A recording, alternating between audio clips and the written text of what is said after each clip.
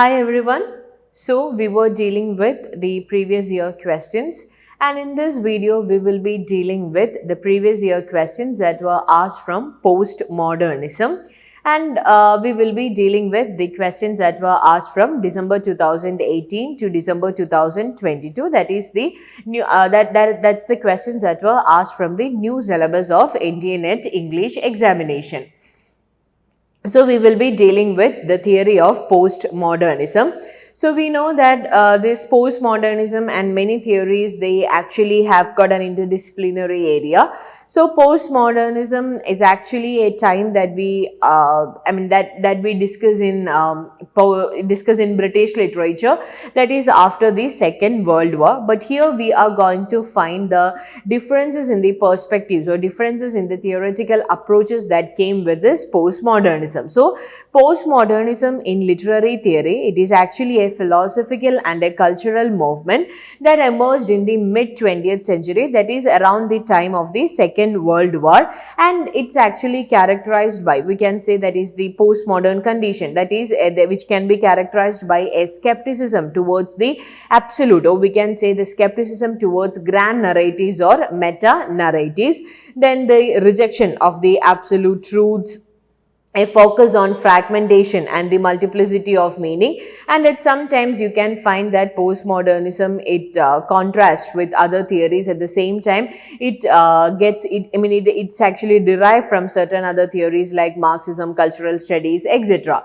So if we speak about in the context of literature, you can find that postmodernism, it actually challenges the traditional notions of authorship, the narrative structure. Then you can find it challenges the distinction between high culture and low culture. That is something that you can find in postmodernism. Similarly, you can say that postmodern literary texts, they often incorporate various literary techniques like metafiction, pastiche, depthlessness, etc., parody, etc. And they also play with multiple interpretations. So the different types of interpretations, the intertextuality, all comes under postmodern age, and it blurs the boundaries between the fiction and reality. This is not just simply about theory, but in literature also you can find these properties of characteristics when it comes to postmodernism.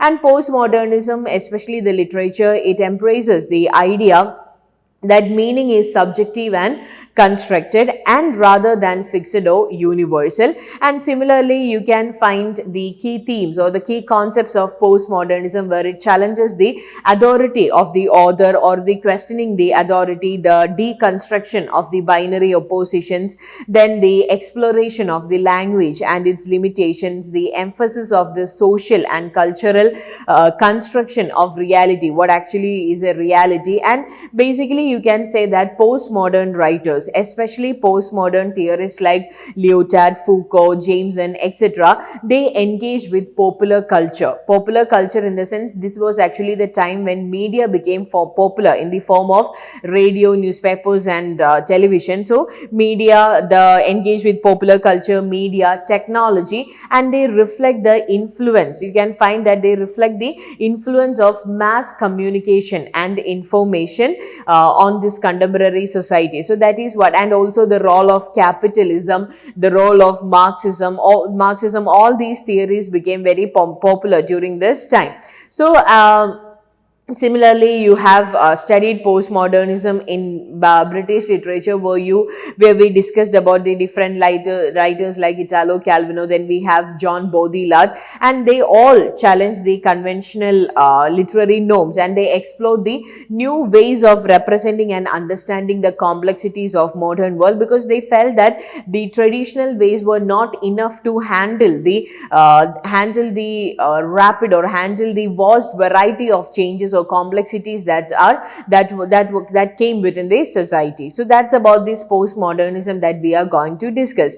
And while you learn postmodernism, remember that the most questions from postmodernism are from Foucault. Foucault is the most important writer when it comes to postmodernism, and the other writers that you can find for exams are Lyotard, then you can find Jameson, Baudrillard, etc. But you can find repetitive questions that are asked from Foucault. So before studying postmodernism, Make sure you know Foucault, you know his ideologies, you know his works, because you can expect any questions from Foucault to arrange his works in a chronological order, identify the works written by Foucault, identify the works not written by Foucault, the relationship between power, the different concepts of Foucault. You can expect any questions from Foucault. So Michel Foucault is the most important writer when it comes to postmodernism. Now let's look at the questions, and if you look at the patterns, that is from December 2018 to December 2022, you can find that there were almost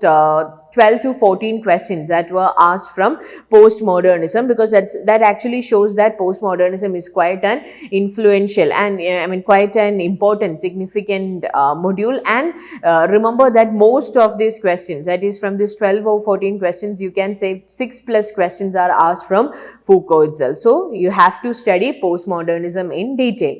Now let's look at the questions. In June 2019, there was a question from Michel Foucault: by which two of the following process, according to Michel Foucault, does power operate? By which two of the following processes, according to Michel Foucault, does power operate? So let's look at the options. By right rather than technique, by normalization rather than law, by control rather than punishment, by repression rather than agreement. So before looking at the answer, let's look at who Michel Foucault was. So here you can find that Foucault, he was a French philosopher, a historian of ideas, a writer, political activist, and a literary critic. And if you look at almost all the theories of Foucault, you can find that his major concern was to bring the relationship between power and knowledge. Okay, so his theories primarily addresses the relationship between power and knowledge, and how they are used as a form of social control through the social institutions. So these are something that you can find in Michel Foucault. So Michel Foucault, his theories addresses the relationship between power and knowledge, and then he addresses, or then he studies about how these power and knowledge are used by the authorities or government in order to assert their power over the ordinary citizens. So for the disciplinary power to continue to exist, this judgment has to be normalized. So Foucault mentioned several characteristics of this judgment. The first one is all deviations, even smaller ones, from correct behavior are punished. So there are an established code of behavior where every citizen or every human being who comes under that particular society are supposed to obey these rules. So even the small deviations from the correct behavior are punished. Repeated rule violations are punished, etc. For example, if you go to a school where a rule of wearing uniform is compulsory, and this, if you are not allowed to wear nail polish but accidentally you wore one, then you will be punished. But if you constantly repeat that, you will be punished, etc. You might be asked to call your mother and come. You might be asked, or as a teacher, the teacher might inform the parents for that misconduct, etc. Exercises are used as a behavior correcting technique and punishment. Okay, so they have the right to make you do the exercise as a correcting technique and also as a punishment. Rewards are used together with punishment to establish a hierarchy of good and bad behavior or people. Okay, so I might give a trophy to a person who is present always in the class. At the same time, I might ask the student to move out of the class if he or she misbehaves in my class. So rewards are used together with punishment to establish a hierarchy of good and bad behavior. So once you do this, you're good. Once you haven't done this, you're bad. So that is how a hierarchy is created. Rank or grades, etc. are used as punishment and also as a reward. So if you score an A+, or if you score an A1 degree, A1 score, you will be rewarded. At the same time, if you score D or E or C, then you will be punished. So this is used as a punishment and also as a reward. And examinations combine the hierarchical observation with judgment. So for the disciplinary power to exist, this judgment. So these are the characteristics of this judgments. So now let's go back to the question. So these are the options. So now let's go back to the question. By which two of the following process, according to Michel Foucault, does power operate? Okay, so By right rather than technique, that is not a right answer.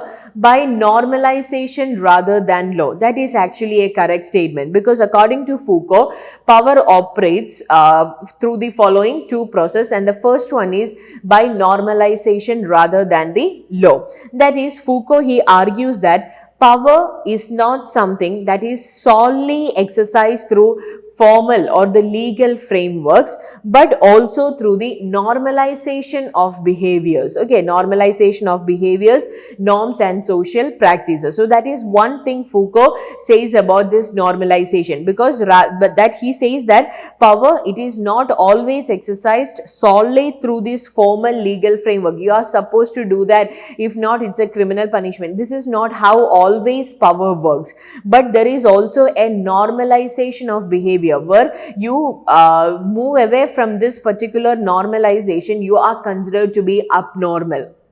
Okay, coming late to the class is considered to be abnormal rather than the breaking of a law. So, through the normalization of behaviors, norms and social practices, and you can say that power, it operates by establishing and enforcing norms and standards that regulate and shape individuals. Okay, that regulate and shape individuals' behavior and identities, often through subtle and pervasive mechanisms of social control. It's not always law and punishment that defines the power, or that is not always how power works. For example, if I am a tamed, well-groomed person, that is regarded to be something that is normal. At the same time, if I am someone who as a man, if I am someone who grows my hair, or if I am a woman, I am someone who cuts my hair, that I'm not considered to be that's not considered to be a normal conduct. So normalization is one thing how the power operates. So power operates by establishing and enforcing norms and standards that regulates and shape individuals' behaviors and identities, often through subtle and pervasive mechanisms of social conduct. So we can say by normalization rather than the law is one correct way in which power operates according to Foucault. By control rather than punishment, that is also one way in which the power operates according to Michel Foucault. That is, Foucault suggests that power operates not only through explicit punishments but also through various forms of control and surveillance. Once you do something wrong, you will be punished. At the same time, power also makes sure that you do not do this crime. Okay, you do not do this crime or you do not do this misdeed by controlling you. So power is exercised, and how does they do that? By monitoring you. Okay, if you are under constant monitoring, just let's take a simple example. The speed limit for just imagine the speed limit of a particular road is 60 or 70, and if you are a person and you might be offended, you might go in 80 kilometers per hour, and if there is no camera or no monitoring, you will continue doing that. But how do they control your actions? If you go to 80, you might get a fine, but that is not how it always works. They install the CCTV cameras, they install AI cameras in order to monitor you. So this happens through constant monitoring and regulate an individual's actions, thoughts and behaviors, thereby exerting control over them. So if I am under constant monitoring, I would normally control my behavior. And this control would normally regulate my behavior. I will get used to this regulation. So this control, it can also take the form of what can we say? This can take the form of disciplinary institutions, then it can be under the form of surveillance, cameras or systems of surveillance, the techniques of governance that ensure obedience and conformity. Therefore, we can say that by control rather than punishment, that is how power works. By repression rather than agreement, that is not also something that happens according to Foucault. So here B and C are the correct answer. That is, according to Michel Foucault, power operates by normalization rather than law, by control rather than punishment. By normalization rather than law and by control rather than punishment. So B and C are the correct options. B and C comes as option B. So the correct answer is option B. So that is how power exerts according to Foucault.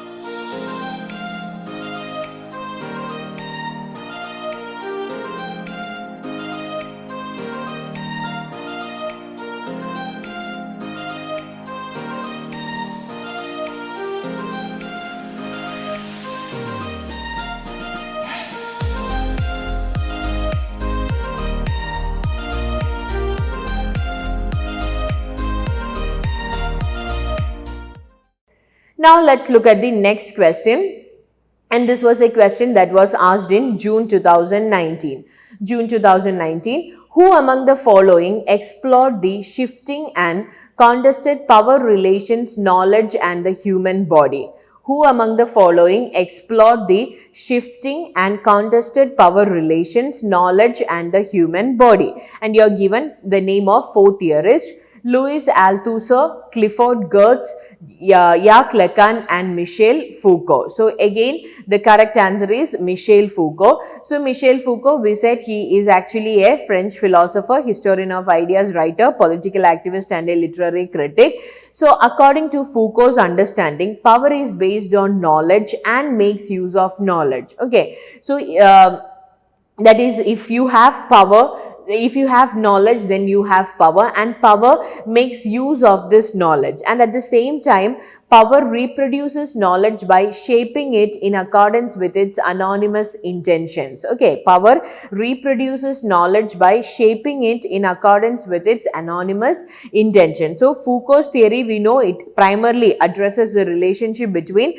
power and knowledge and how they are used as a form of social control through social institutions. So here you can find that he says about power is based on knowledge and makes use of knowledge. On the other hand, power reproduces knowledge by shaping it in accordance with its anonymous intention. So he argued that power is not fundamentally something that institutes own and wield oppressively against people and groups, obviously breaking with Marx's views of power relations. There is no pure knowledge apart from power, but knowledge also has real and irreducible importance for power. So these are some of the few concepts brought by Foucault regarding power and knowledge.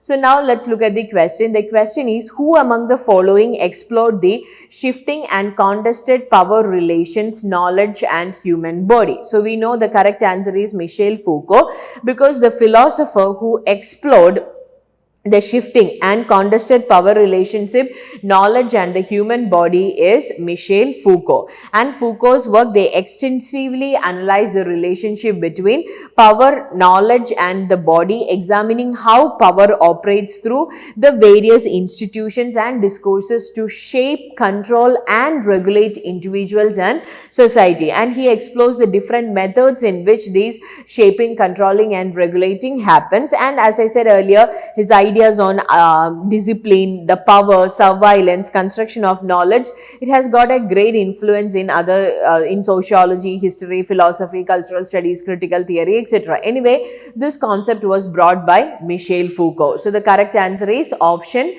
D, that is Michel Foucault. So now let's look at the next question that was asked in December 2019. That's why I said postmodernism is almost synonymous with Michel Foucault when it comes to NET exam. You have to study Foucault thoroughly. Which of the following describes Foucault's views on knowledge? Which of the following describes Foucault's views on knowledge? As I said earlier, Foucault, he brought the relationship between power and knowledge. First one, knowledge is not metaphysical or transcendental. Knowledge is not a matter of perspective. Knowledge is not pure or neutral, but is always from a point of view. Knowledge is unconstrained by regimes of power. So these are the four options. I will repeat. Knowledge is not metaphysical or transcendental. Knowledge is not a matter of perspective. Knowledge is not pure or neutral, but is always from a point of view. Knowledge is unconstrained by regimes of power. Okay, so we know that according to Michel Foucault, in critical theory, power knowledge is a term. Power knowledge, that is a relationship between power and knowledge.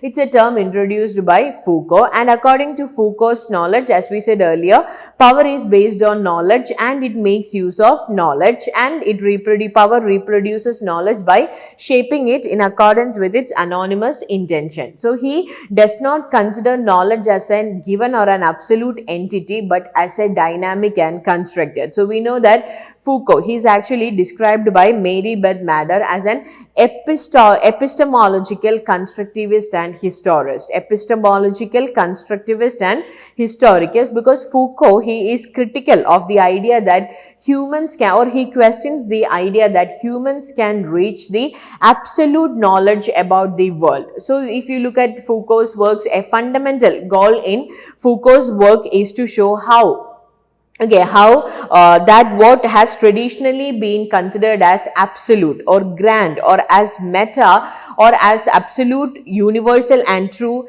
in fact are historically contingent. So that is the purpose, or that is the goal of Foucault that you can find in his work. So to Foucault, even the idea of absolute knowledge is a historically contingent idea. So this does, however, not lead to epistemological nihilism, that is nothing is there, but he argues that we always begin anew. Okay, it always say that we always begin anew when it comes to knowledge. So that is what Foucault tries to bring. So once again, let's look at the question. Which of the following describes Foucault's view on knowledge? Knowledge is not metaphysical or transcendental. That is one thing that he says, because transcendental in the sense an absolute. So according to him, knowledge is not something that is absolute. Okay, even the thought of this absolute knowledge is cognitive according to him. So A is a right option. Knowledge is not a matter of perspective. That is incorrect. That does not describe Foucault's views on knowledge. Knowledge is not pure or neutral, but is always from a point of view. That is something that contrasts with option B. So we can say that option C is also right, because knowledge is not pure or neutral, but is always from a point of view. Because Foucault, he argued that knowledge is not something, or knowledge is not an objective or a universal entity that exist independent, because traditionally knowledge was considered something to be absolute, something to be true, something to be universal. But according to Foucault, knowledge is not an objective or a universal entity that exists independently of power relations and social context. Instead, he believed that knowledge is always situated within specific historical, social and cultural context. That is what Lyotard also speaks when he says about this little narrative. So knowledge is always situated within this specific social, historical and cultural condition. So knowledge is not something that is ultimate, or knowledge is not something that is unflinching. It is something, or we can say knowledge is shaped by various power structures, and it is intimately connected to systems of power and control. Knowledge can be manipulated by power and control. It is intimately connected to power and control. So according to Foucault, knowledge is never pure or neutral. Knowledge is never pure or neutral. It always reflects, it always reinforces particular perspectives and interest, and these particular perspectives and interest, it depends on the historic, political and cultural context in which the knowledge is produced. So we can say knowledge is not pure or neutral, but is always from a point of view. So knowledge is unconstrained by regimes of power. That's also an incorrect statement. So we can say A and C are the correct answers. A and C comes as option C. So the correct answer is option C. Now let's look at the next question. Who among the following theorists believes that the proliferation of television images is producing a cultural condition akin to historical amnesia? Who among the following theorists believes that the proliferation of television images is producing a cultural condition akin to historical amnesia? So the options are John Baudrillard, Ehab Hassan, FREDRIC Jameson and Daniel Bell. So here the theorist is actually FREDRIC Jameson. So FREDRIC Jameson, he is an American literary critic, a philosopher and Marxist literary theorist, and the most famous work written by FREDRIC Jameson is Postmodernism, or the Cultural Logic of Late Capitalism, which was published in 1991, and before that 10 years before, in 1981, he also published another famous work, that is The Political Unconscious. So two of Jameson's best known claims for postmodernism is that postmodernity is characterized by pastiche and a crisis in historicity. You have to by heart this line. According to Frederic Jameson, postmodernism is characterized by two things. One is pastiche, that is the collage of everything, and the other one is a crisis in historicity. So these are the two things that you can find in postmodernism according to Frederic Jameson. So Jameson argued that parody, which implies a moral judgment or a comparison with societal norms, was replaced by pastiche. So before postmodernism, it was parody, and this parody, it got replaced with pastiche. Pastiche is a form of collage or other forms of juxtaposition without a normative grounding. So relatedly, Jameson argued that the postmodern era also suffers from a crisis in historicity. There no longer does seem to be any organic relationship between the American history we learn from school books and the lived experience of the current multinational high-rise stagflated city of the newspapers and of our own everyday life.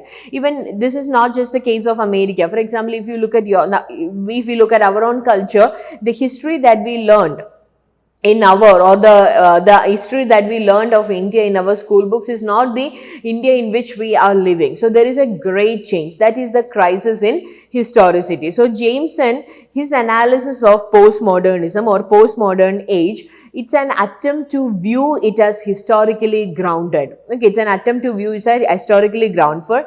Therefore, he explicitly rejected any moralistic opposition to modernity, postmodernity as a cultural phenomena, and you can find that he continued to insist upon the ideas of Hegel that the cultural evolution of late capitalism dialectically as catastrophe and the process altogether. So we can say that Jameson, he refuses to simply dismiss postmodernism from the one set. And anyway, if you look at the one thing, remember, according to Frederic Jameson, he argued that postmodernity is characterized by pastiche. It replaced parody. Okay, pastiche and a crisis in historicity. Now let's look at the question. Who among the following theorists believes that the proliferation of television images is producing a cultural condition akin to historical amnesia? So, the correct answer is option C, Frederic Jameson. So, Frederic Jameson, he is a cultural critic and a Marxist theory